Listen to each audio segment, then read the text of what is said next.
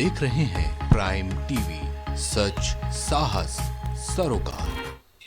Break के बाद एक बार फिर से आप सभी का स्वागत है। आप देख रहे हैं प्राइम टीवी। अब वक्त हो चला है बड़ी खबरों का। झाबुआ में मध्य प्रदेश सरकार का बड़ा फैसला आया सामने। ग्राम रोजगार सहायकों की नहीं होगी नई भर्ती। रोजगार गारंटी परिषद के आयुक्त ने जारी किया आदेश। प्रशासनिक मद में पर्याप्त राशि न होने का दिया हवाला। झाबुआ मध्य प्रदेश सरकार का बड़ा फैसला आया सामने। ग्राम रोजगार सहायकों की नहीं होगी नई भर्ती। रोजगार गारंटी परिषद के आयुक्त ने जारी किया निर्देश। फोन लाइन पे ज्यादा जानकारी के लिए हमारे साथ राजेश जुड़ चुके हैं। राजेश, क्या कुछ जानकारी है आपके पास, साझा करें।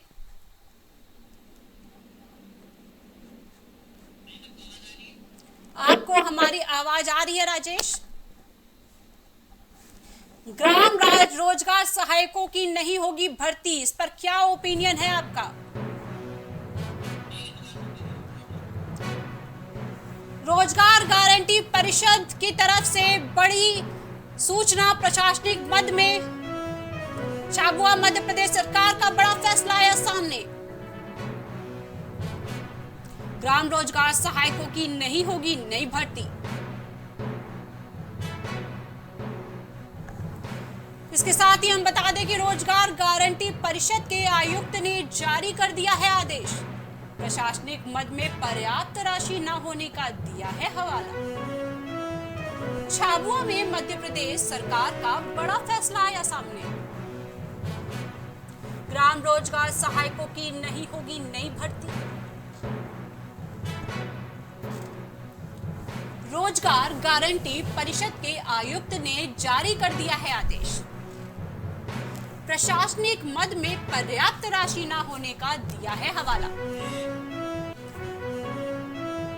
बिहार में पटना के बाढ़ क्षेत्र में हुआ बड़ा हादसा। बड़ी खबर आ रही है, गंगा दशहरा के दिन पटना के बाढ़ में पलट गई नाव। लापता हुए लोगों को खोज रही है सीडीआरएफ की टीम।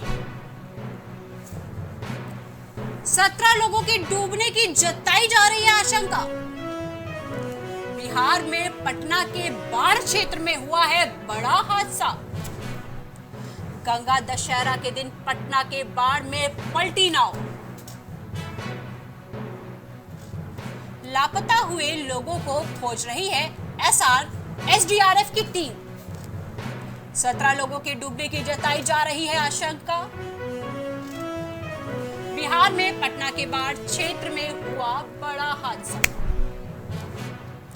गंगा दशहरा के दिन पटना के बाढ़ में पलटी नाव।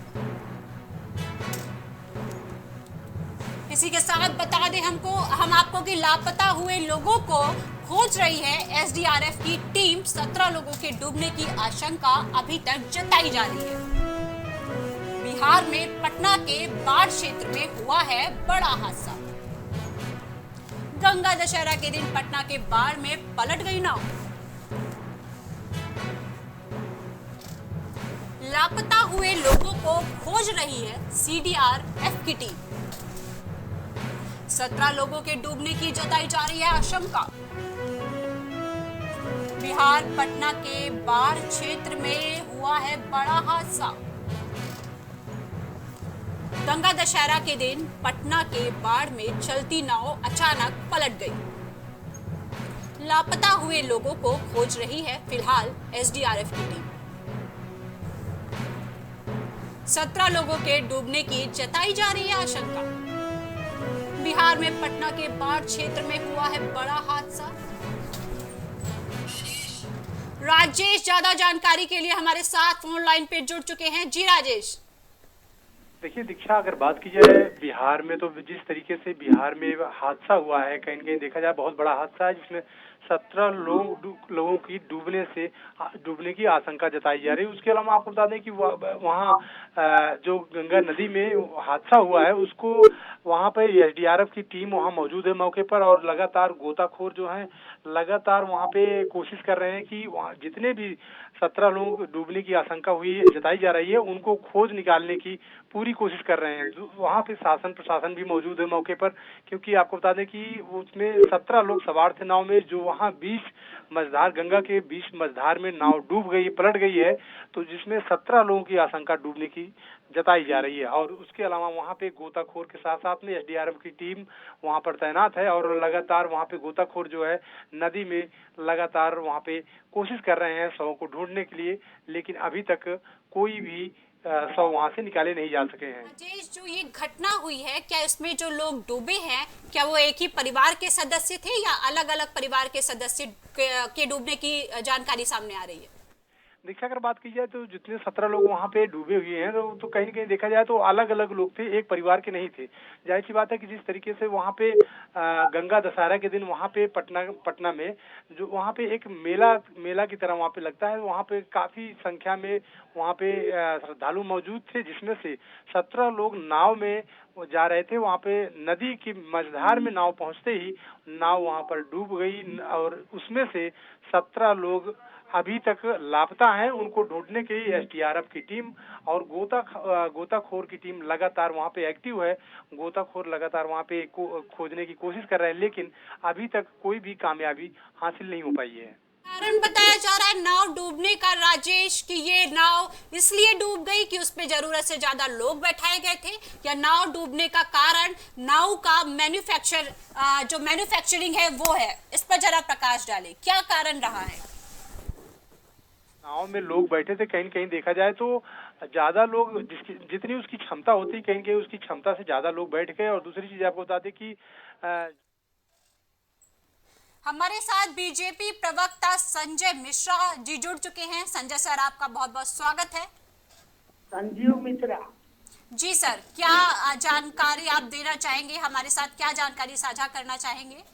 सर्वप्रथम तो ये नाव जो डूबी है ये बहुत ही दुखद घटना है, और अब नाव के डूबने के कारणों का पता किया जा रहा है, और भारत सरकार की एनडीआरएफ की टीम मुस्तैदी के साथ लगी हुई है, और सारे बचाव कार्य में पूरा एनडीआरएफ और प्रशासन की टीम लगी हुई है, और जल्द से जल्द इस पर कार्रवाई होगी। जी जी सर, वैचारिक दृष्टिकोण से जो आपका मत है वो क्या कहता है यहाँ पर कि क्या नाव में ज्यादा लोग सवार थे इस वजह से नाव डूबी होगी, या नाव की जो मैन्युफैक्चरिंग है उससे रिलेटेड कोई समस्या आई होगी? वैचारिक मत आपका क्या कहता है इस पर?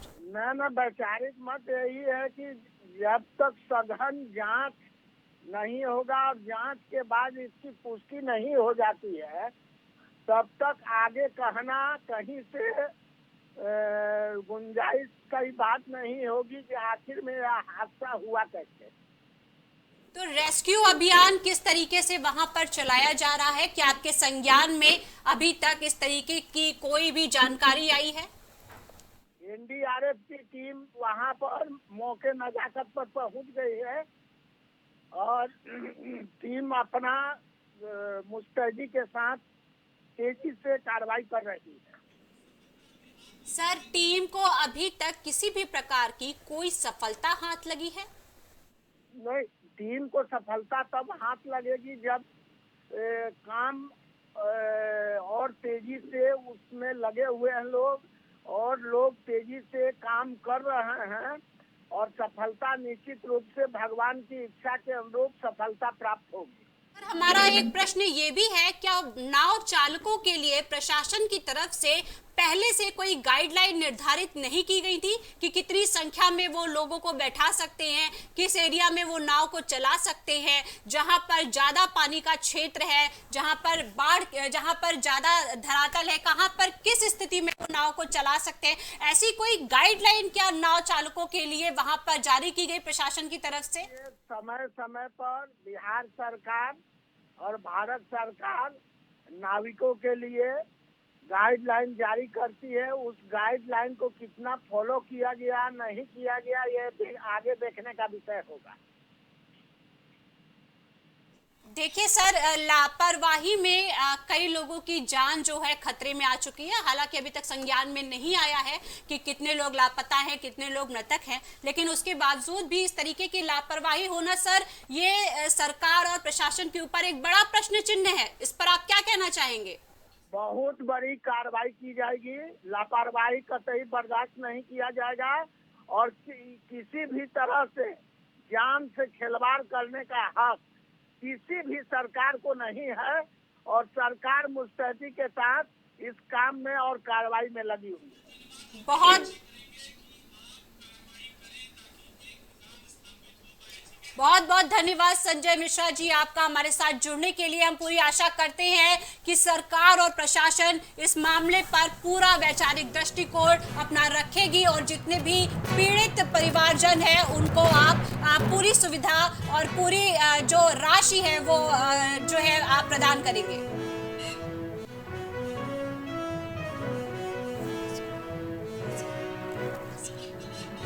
वाराणसी विश्वनाथ मंदिर में काशी वासियों के लिए सीधी एंट्री मिलेगी। काशी वासियों के लिए गर्भगृह तक अलग से द्वार बनेगा। कई दिनों से हो रही थी मांग।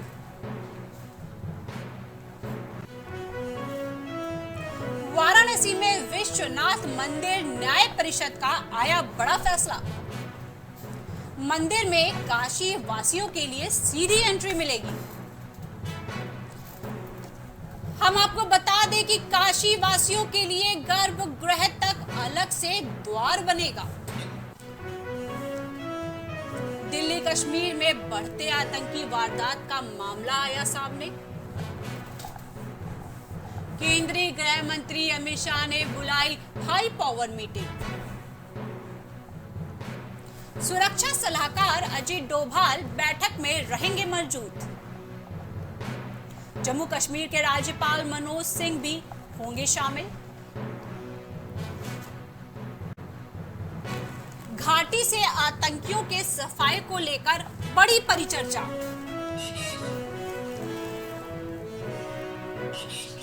राजेश हमारे साथ जुड़ चुके हैं ज्यादा जानकारी के लिए। राजेश, क्या कुछ जानकारी है आपके पास?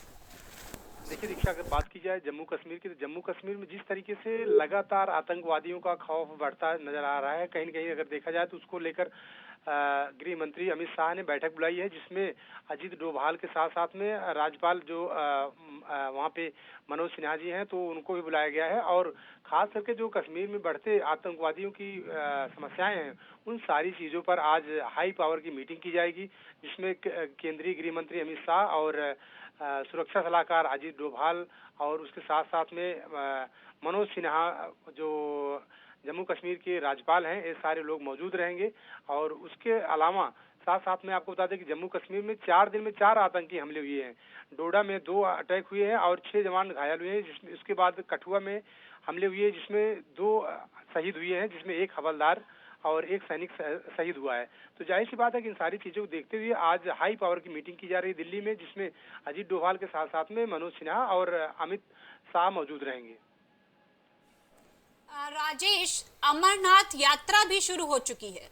अब इस यात्रा के दौरान क्या कुछ शासकीय इंतजाम वहां पर किए गए हैं? सुरक्षा के दृष्टिकोण से, स्वास्थ्य के दृष्टिकोण से हम हमेशा ही देखते हैं कि अमरनाथ यात्रा के पहले सरकार द्वारा स्वास्थ्य को लेकर भी गाइडलाइन जारी की जाती है कि आपको ऑक्सीजन का किस प्रकार से यूज करना है, किस खाने पीने का क्या बंदोबस्त करना है, और इसके साथ में सुरक्षा भी कहीं ना कहीं जो है वो उसी पहलू में इंपॉर्टेंट हो जाती है। तो सुरक्षा और स्वास्थ्य दोनों पर आपकी क्या राय है, उस पर जरा प्रकाश डालिए।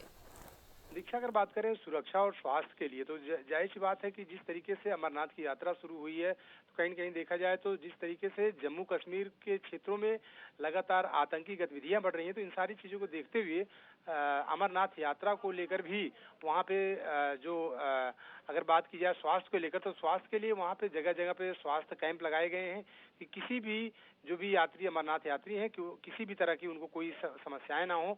और दूसरी चीज आपको बता दें कि जो अगर बात की जाए सुरक्षा को लेकर, तो कहीं न कहीं उस यात्रा में जो अमरनाथ की यात्रा है, तो कहीं न कहीं उस सुरक्षा को लेकर वहाँ पर ड्रोन कैमरे के साथ साथ में वहाँ पे हेलीकॉप्टर से भी व्यवस्थाएं की गई हैं, किसी भी तरह की परिंदा भी वहाँ पर न मार सके। तो जाहिर सी बात है कि इन सारी चीजों को देखते हुए वहाँ पर बिल्कुल कश्मीर में और अमरनाथ यात्रा में किसी भी तरह की आतंकी गतिविधियां वहाँ पे कामयाब ना होने पाए, जिसको लेकर गृह मंत्री अमित शाह ने आज बैठक बुलाई है और इसमें हाई पावर की मीटिंग होगी और इसमें सभी तरह की व्यवस्थाएं की गई हैं कि वहाँ पे जम्मू कश्मीर में हो चाहे अमरनाथ यात्रा में हो, किसी भी तरह की कोई लापरवाही न बरती जाए और वहाँ की सुरक्षा व्यवस्था को लेकर चाक चौबंद व्यवस्था की गई है। जी राजेश, हमारे जो सुरक्षा कर्मी शहीद हुए हैं उनके मुआवजे को लेकर सरकार का क्या कहना है? दीक्षा, देखिए अगर जो मुआवजे की बात की जाए तो कहीं न कहीं देखिए मुआवजा जो भी सुरक्षा कर्मी शहीद होते हैं तो उनके लिए मुआवजा सरकार, राज्य सरकार और राज्य सरकार के साथ साथ में केंद्र सरकार भी देती है। तो जाहिर सी बात है कि वो प्रक्रिया तो एक प्रक्रिया है, वो तो होती रहती है। लेकिन हाँ, सबसे बड़ी जो बात है कि सबसे बड़ा मुद्दा जो है वहाँ पे आतंकवादियों का जो घुसपैठ हो रही है। तो जाहिर सी बात है कि सबसे बड़ा मुद्दा इसी को लेकर आपने कहा आतंकवादियों की घुसपैठ अभी जम्मू कश्मीर का सबसे बड़ा मुद्दा है, तो ये घुसपैठ जो है क्या वहाँ की लोकल एरिया के जो लोग हैं क्या वो भी इस घुसपैठ में शामिल हैं या ये बाहरी षड्यंत्र का हिस्सा है?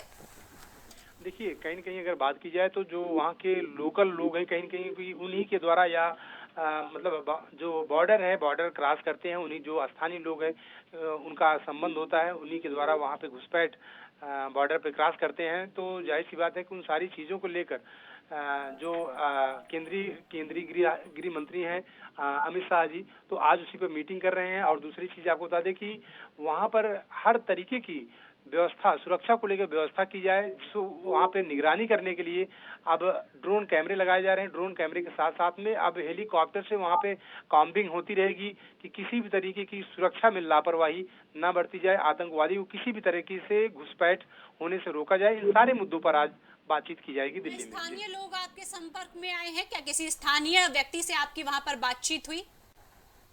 बात की जाए वहाँ के स्थानीय लोगों से तो बिल्कुल कुछ लोगों से इससे पहले भी बात हो चुकी थी, लेकिन जाहिर सी बात है कि जो वहाँ के घुसपैठियों के संपर्क में लोग होते हैं उनसे बातचीत नहीं हो पाती है, तो क्योंकि उनका घुसपैठियों से संबंध होता है, संबंध की वजह से। और दूसरी चीज आपको बता दें कि पैसे के लेन देन की वजह से उसके चक्कर में भी लोगों को लगातार घुसपैठ कराते रहते हैं। तो जाहिर सी बात है कि अगर बात की जाए जम्मू कश्मीर की, तो ये समस्या बहुत पहले से लगातार चल रही है और उसको दूर करने के लिए केंद्रीय गृह मंत्री अमित शाह और अजीत डोभाल और साथ में मनोज सिन्हा है जो राज्यपाल हैं जम्मू कश्मीर के, तो सारे लोगों की आज इसी पर बैठक हो रही है कि किसी भी तरीके से आतंकी गतिविधियों को बढ़ने न दिया जाए, भारत में एंट्री न दिया जाए, इसको रोकने के लिए सारे प्रयास किए जा रहे हैं। जी राजेश, इस बैठक के बाद की अपडेट हम आपसे लेते रहेंगे, आप बने रहिएगा हमारे साथ।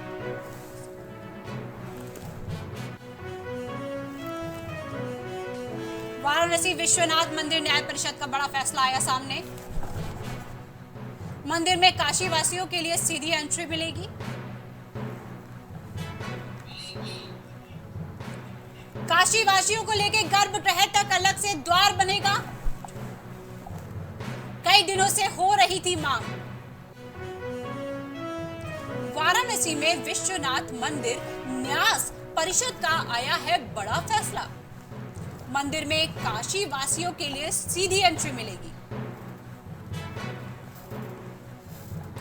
काशी वासियों के लिए गर्भगृह तक अलग से द्वार बनेगा। कई दिनों से हो रही थी मांग। फिलहाल हम आपको बता दें कि विश्वनाथ मंदिर न्याय परिषद का बड़ा फैसला आ चुका है। मंदिर में काशी वासियों के लिए सीधी एंट्री को मंजूरी मिल गई है। काशीवासी गर्भगृह तक अब अलग द्वार द्वारा जा सकेंगे। कई दिनों से हो रही थी मांग।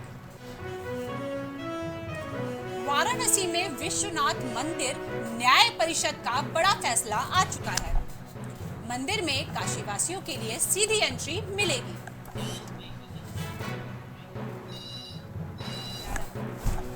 काशीवासियों के लिए गर्भगृह तक अलग से द्वार बनाया जाएगा। कई दिनों से हो रही थी मांग।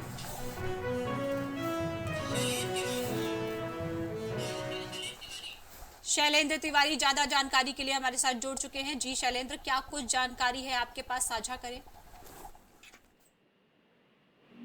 बताते चले जिस तरीके से जो काशी वासियों के लिए जो है दर्शन के लिए एक व्यवस्था जो की जा रही थी कि कैसे व्यवस्थाएं होंगी, इसको लेकर काफी जो है लोगों ने एक मांग भी की थी। तो उसको लेकर अब पूरी तैयारियां शुरू हो गई हैं लगभग, और जल्दी इसमें जो है एक अमलीजामा पहना कर इसे शुरू कर दिया जाएगा।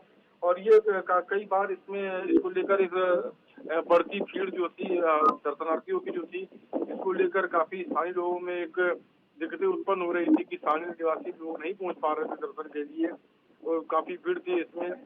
इस नाते जो है ऐसी व्यवस्थाओं को सुचारू रूप से जो दर्शन हो सके और क्राउड ज्यादा ना हो सके, एक अलग से रास्ता इस बार बनाया जा रहा है। जी शैलेंद्र, जैसे कि काशी पहले से ही धार्मिक मान्यताओं का अहम केंद्र रहा है, ऐसे में कितनी जनसंख्या में श्रद्धालु वहां पर पहुंच रहे हैं, इस पर आपका क्या विश्लेषण है? जब से श्री काशी विश्वनाथ जी का जो जिस तरीके से दर्शनार्थी जो जब यहाँ पे लोग पहुंच रहे दर्शन करने के लिए, देश और विदेश के साथ साथ सैलानी भी यहाँ पे आ रहे हैं। और इसके साथ साथ देखा जाए तो पूरे दक्षिण भारत से एक अच्छा खासा जो भीड़ है, पूरे भारत से अलग अलग कोने से भीड़ लगातार आ रही है इसमें बनारस में। तो इस हिसाब से जो देखा जाए कि पहले की अपेक्षा कई गुना भीड़ पहुंच चुकी है, यहाँ पे रिकॉर्ड भीड़ पहुंच रही है इस समय। तो तमाम जो है इस समय रिकॉर्ड भीड़ पहुंच रही है। तो इस नाते जो है ऐसी व्यवस्थाएं की जा रही हैं कि जिससे स्थानीय जो है यहाँ के जो है और उनकी भीड़े और सीधे सेम टकराए ना वहाँ पे आके, और एक व्यवस्था एक अच्छे से हो सके, सुचारू रूप से हो सके, और लोग एक नियमित तरीके से जाके दर्शन पूजन कर सकें। शैलेंद्र, आपका हमारे साथ जुड़ने के लिए बहुत बहुत धन्यवाद। बने रहिएगा हमारे साथ आगे की अपडेट्स के लिए। महाराष्ट्र में वक्फ बोर्ड को 10 करोड़ देगी शिंदे सरकार। 10 करोड़ में 2 करोड़ कर दिया गया जारी।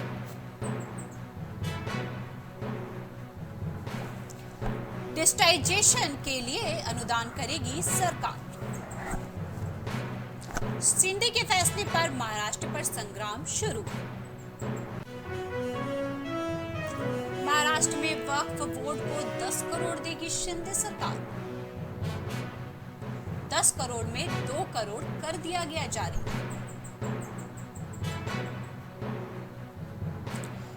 डिजिटाइजेशन के लिए अनुदान करेगी अब सरकार।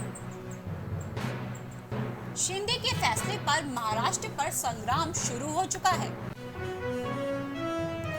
महाराष्ट्र में वक्फ बोर्ड को 10 करोड़ तक दे सकती है शिंदे सरकार। 10 करोड़ में 2 करोड़ कर दिया गया है जारी। इसी के साथ हम आपको बता दें कि गोरखपुर में मुख्यमंत्री योगी आदित्यनाथ पहुंचे सर्किट हाउस। जन प्रतिनिधियों के साथ बैठक करने के लिए पहुंचे। सर्किट ने गोरखपुर में मुख्यमंत्री योगी आदित्यनाथ पहुंचे सर्किट हाउस। अहम यात्रा जनप्रतिनिधियों के साथ बैठक करने के लिए पहुंचे हैं। सर्किट गोरखपुर में मुख्यमंत्री योगी आदित्यनाथ पहुंचे सर्किट हाउस। अमेठी में सांसद किशोरी लाल शर्मा ने क्षेत्र का भ्रमण किया। कार्यकर्ताओं और जनता का आभार भी प्रकट किया।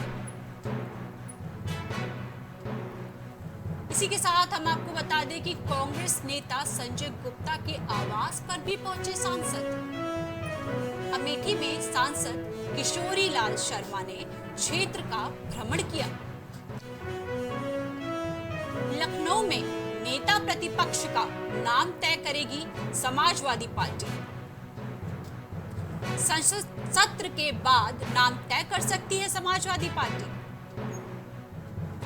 मुख्य सचेतक और विधान परिषद भी नेता होगा तय। पीडीए फार्मूले को ध्यान में रखते हुए लिया जाएगा बड़ा फैसला। लखनऊ में नेता प्रतिपक्ष का नाम तय कर सकती है समाजवादी पार्टी। संसद सत्र के बाद नए नाम तय करेगी समाजवादी पार्टी। मुख्य सचेतक और विधान परिषद में भी नेता होगा तय। पीडीए फॉर्मूले को ध्यान में रखते हुए लिया जाएगा बड़ा फैसला।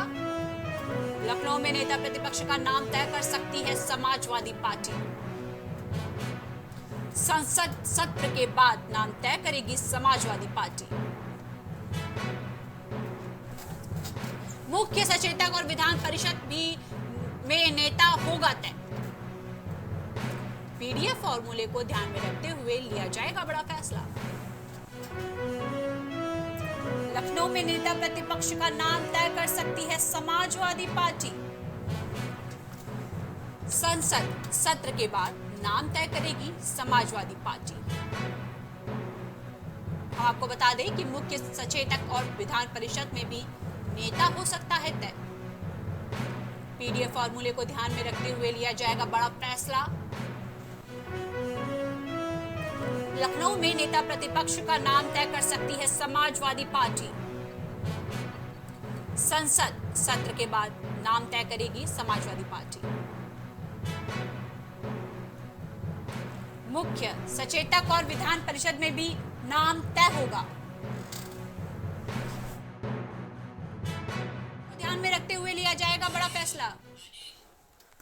फोन लाइन पर ज्यादा जानकारी के लिए हमारे साथ राजेश जुड़ चुके हैं। राजेश, क्या कुछ जानकारी है आपके पास? देखिए दीक्षा, अगर बात की जाए तो सचेतक की तो जाहिर सी बात है, जिस तरीके से पीडीए का फार्मूला लगातार बढ़ता जा रहा है, और दूसरी चीज आपको बता दें कि अखिलेश यादव लगातार जिस तरीके से 9 दिवसीय विशेष सत्र के दौरान लोकसभा का अध्यक्ष चुनाव किया जाएगा और उसके बाद नए सांसद शपथ लेंगे। इसके बीच में आपको बता दें कि राज्यसभा का 264वां सत्र और 27 जून से 3 जुलाई तक चलेगा। और दूसरी चीज आपको बता दें कि यह लोकसभा चुनाव के बाद पहला संसद सत्र होगा जो 27 जून को राष्ट्रपति द्रौपदी मुर्मू दोनों सदनों की संयुक्त बैठक को संबोधित करेंगी। जी, तो समाजवादी पार्टी का एक बड़ा संसद सत्र जो कि नाम तय कर सकती है, इसके ऊपर पूरा संचालित होने वाला है। तो आपकी किसी भी समाजवादी पार्टी के मेंबर से बातचीत हुई है क्या? समाजवादी पार्टी के पीडीए के फार्मूले पे चलेगी और आपको बता दें कि नेता प्रतिपक्ष का नाम भी तय करेगी समाजवादी पार्टी।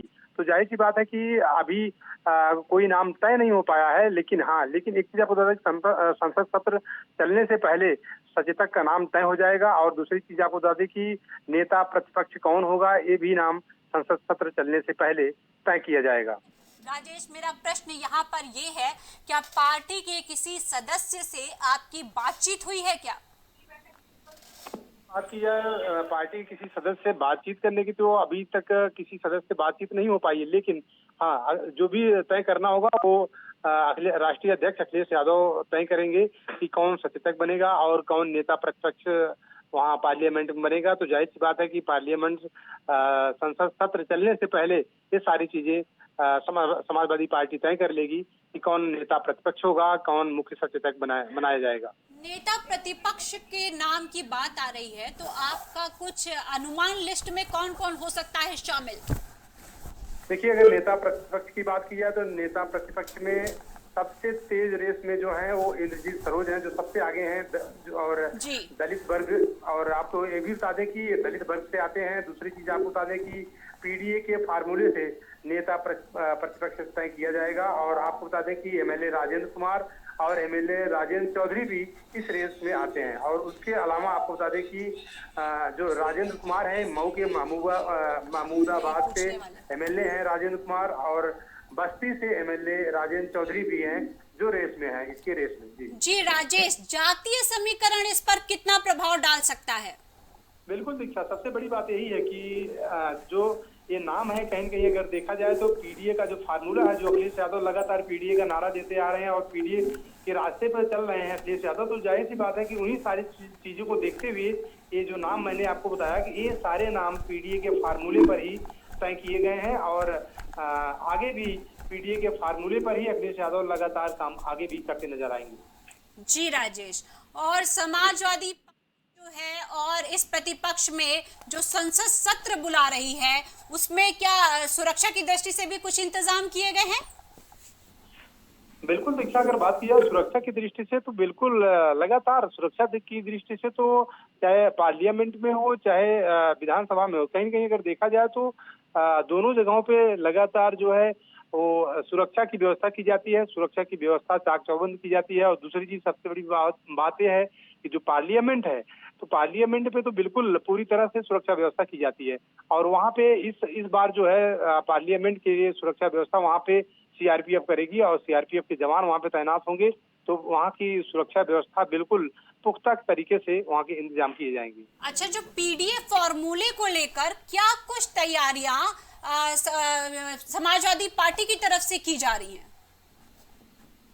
दीक्षा, पीडीए के फार्मूले को लेकर समाजवादी पार्टी हमेशा से अपनी रणनीतियां बनाती रहती है और उसी रणनीतियों पे काम करती है। तो जाहिर सी बात है कि अखिलेश यादव का ये फार्मूला, पीडीए का फार्मूला जो है, ये पीडीए का फार्मूला उत्तर प्रदेश में इतिहास रचा है। तो जाहिर सी बात है कि अखिलेश यादव इसी पीडीए के फार्मूले को लेकर आगे बढ़ रहे हैं, चाहे नेता प्रतिपक्ष की बात करें और चाहे मुख्य सचेतक की बात करें। तो इस पीडीए के फार्मूले के तहत ही अखिलेश यादव लगातार बात करते नजर आए हैं और लगातार इस पे काम भी करते हुए नजर आ रहे हैं अखिलेश यादव जी।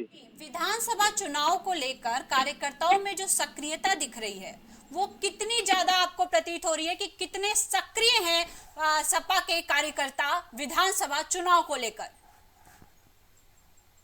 दीक्षा, विधानसभा अगर बात की जाए विधानसभा चुनाव को लेकर तो बिल्कुल सही है कि अखिलेश यादव बिल्कुल कमर कस चुके हैं विधानसभा के चुनाव को लेकर, क्योंकि उन्होंने जो पीडीए का फार्मूला चलाया था, पीडीए के फार्मूले की वजह से ही लोकसभा के चुनाव में 37 सीटें समाजवादी पार्टी जीत कर आई और इतिहास में सबसे बड़ी जीत हासिल की है उत्तर प्रदेश में। तो जाहिर सी बात है कि इन्हीं सारी चीजों को देखते हुए अखिलेश यादव लगातार विधानसभा चुनाव को लेकर भी कमर कस चुके हैं और कमर कसने के बाद भी अब जो है अखिलेश यादव इसी पीडीए फार्मूले को लेकर विधानसभा के चुनाव में भी उतर रहे हैं।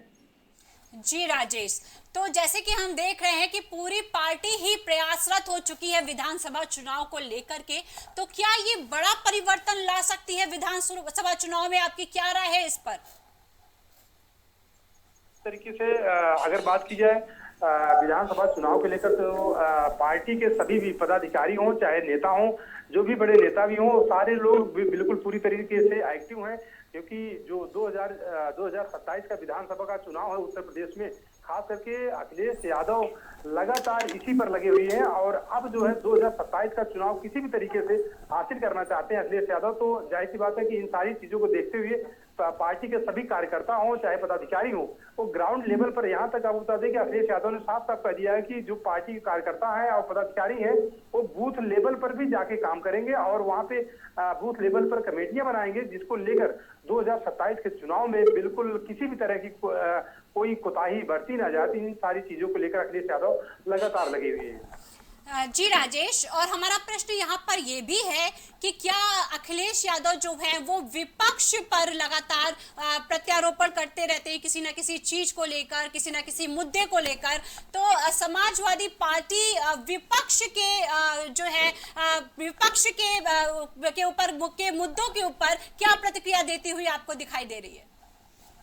देखिए, अखिलेश यादव लगातार विपक्ष पर निशाना साधते हुए नजर आते हैं और आपको बता दें कि विपक्ष पर अभी लोकसभा के चुनाव में भी लगातार जिस तरीके से अखिलेश यादव ने निशाना साधा है, कहीं कहीं देखा जाए तो चाहे संविधान का मुद्दा रहा हो, चाहे महंगाई का मुद्दा रहा हो, चाहे बेरोजगारी का मुद्दा रहा हो, चाहे पेपर लीक का मुद्दा रहा हो, तो अगर देखा जाए तो बहुत सारे मुद्दे थे जिनको लेकर अखिलेश यादव या इंडिया गठबंधन जो है विपक्ष बीजेपी सरकार पर लगातार निशाना साधा है और कहीं न कहीं जो ये मुद्दे थे, इन्हीं मुद्दे को लेकर जमीनी स्तर पर अखिलेश यादव इंडिया गठबंधन लगातार काम कर रही थी और जमीनी स्तर पर ग्राउंड जीरो पर जाकर काम किए, जिसकी वजह से आज ये समाजवादी पार्टी की ऐतिहासिक जीत हो पाई है और 37 सीटें उत्तर प्रदेश में जीतकर समाजवादी पार्टी आई है। तो जाहिर कहीं कहीं अगर देखा जाए तो अखिलेश यादव का जो पीडीए का फार्मूला है, बिल्कुल पीडीए का फार्मूला उत्तर प्रदेश में कामयाब हुआ है, कामयाबी हासिल किया है और इसी मुद्दे को लेकर 2027 के विधानसभा के चुनाव में भी अखिलेश यादव जमीनी स्तर पर नजर आएंगे। जी, जमीनी स्तर की बात की है आपने, और जब जमीनी स्तर की बात होती है तो बहुत जरूरी हो जाता है जनता का पक्ष जानना।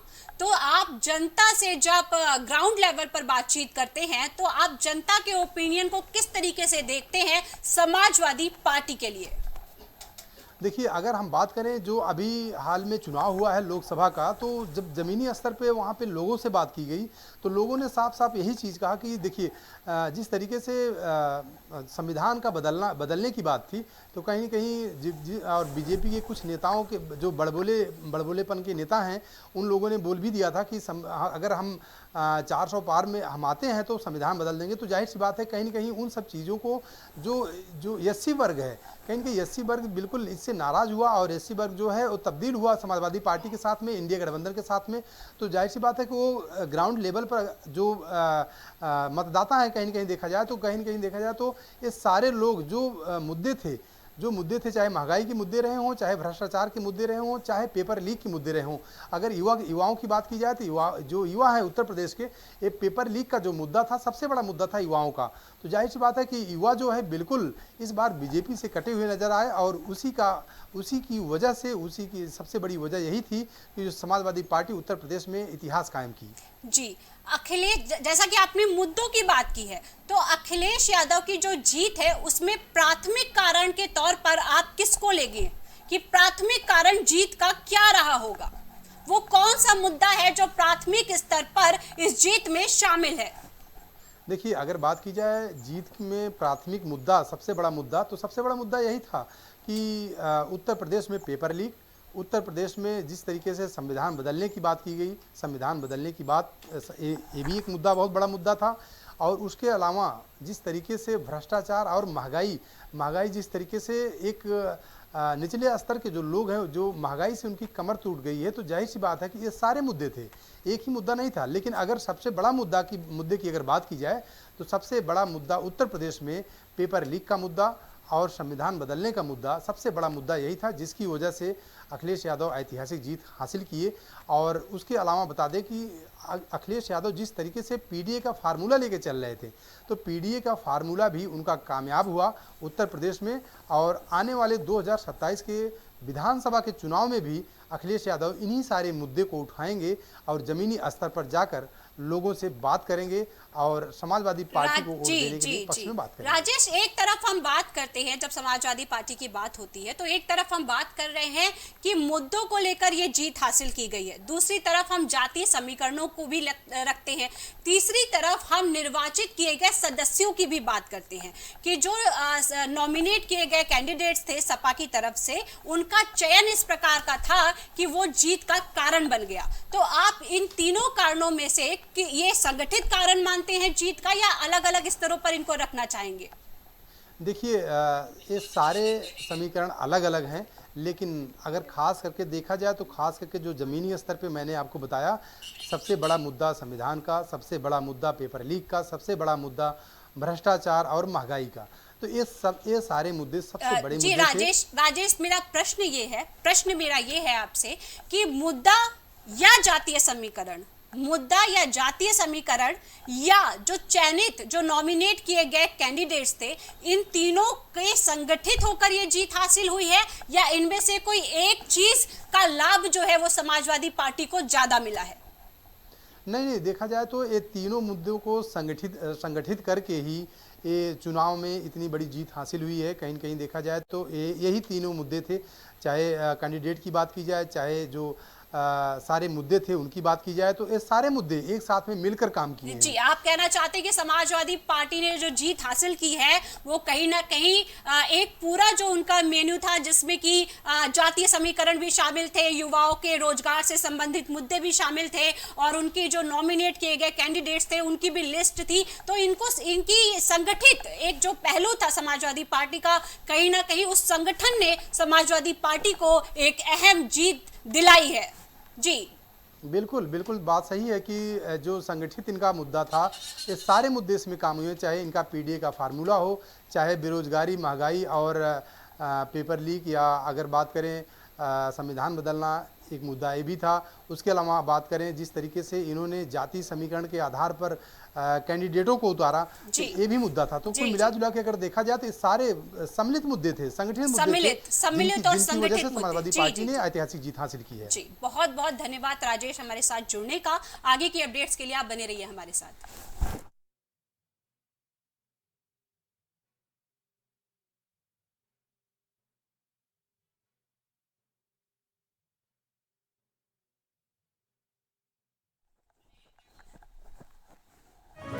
दिल्ली में गहराता जा रहा है जल संकट।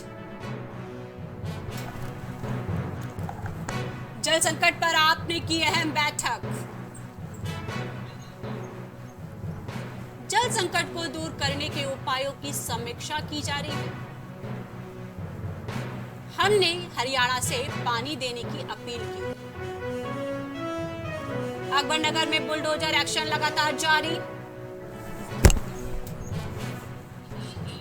कुकरेल नदी की नए सिरे से होगी पैमाइश। शनिवार को तोड़े गए 256 अवैध निर्माण।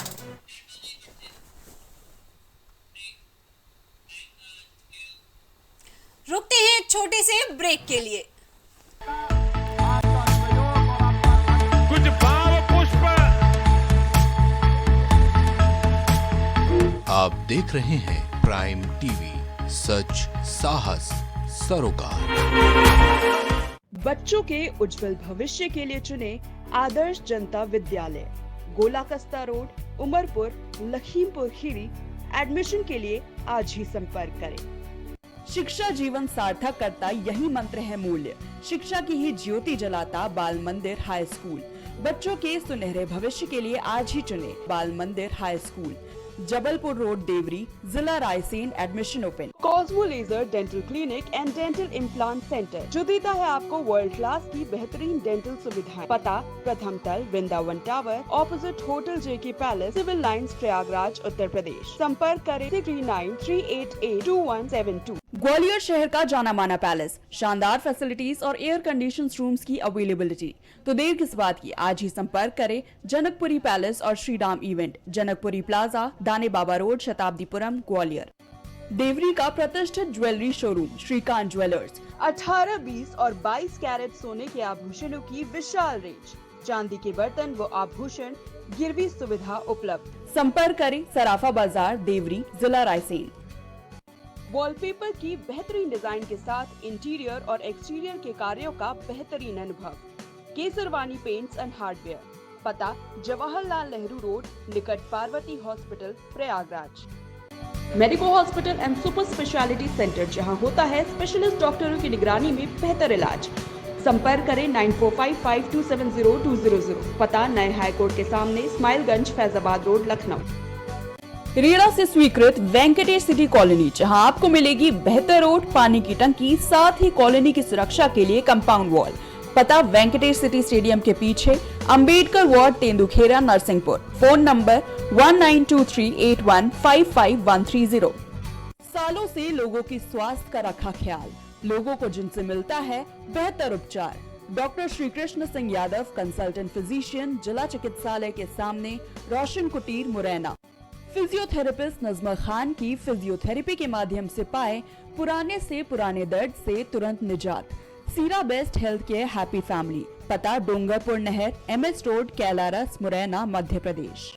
दशकों से प्रयागराज के विश्वसनीय शैक्षणिक संस्थानों में से एक वैभव क्लासेस, जहां मिलता है शिक्षा का बेहतर एनवायरनमेंट, अनुभवी शिक्षकों के साथ। पता near auto sales building, Civil Lines, Prayagraj.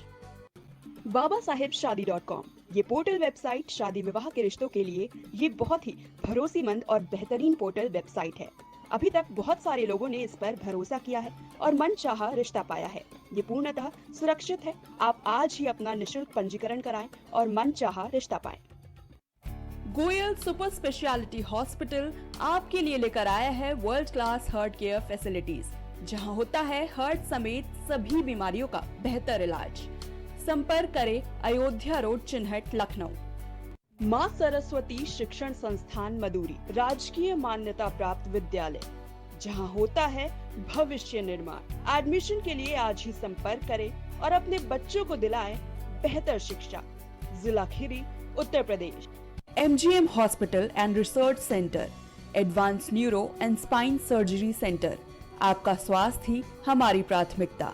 पता Jhalwa, Prayagraj. M Planet Digital World लेकर आया है इलेक्ट्रिक स्कूटर की दुनिया में नई क्रांति। बेहतर कंफर्ट, आधुनिक सुविधाओं से लैस रोड का नया बादशाह। इलेक्ट्रिक स्कूटी अपनाए, प्रदूषण को कहे बाय बाय। पता प्रोफेसर कॉलोनी, कमला नगर, आगरा।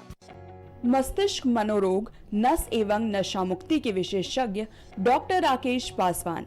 पता Sitaram hospital, Darbhanga colony, Lowther road, Prayagraj. करी भोजपुरी के पहला story telling mobile app Yayavari via Bhojpuri play store से और डूब जाएं दुनिया भर के कहानियन के अद्भुत सागर में आपन भाषा भोजपुरी में। यायावरी वाया भोजपुरी, कथा कहानी आपन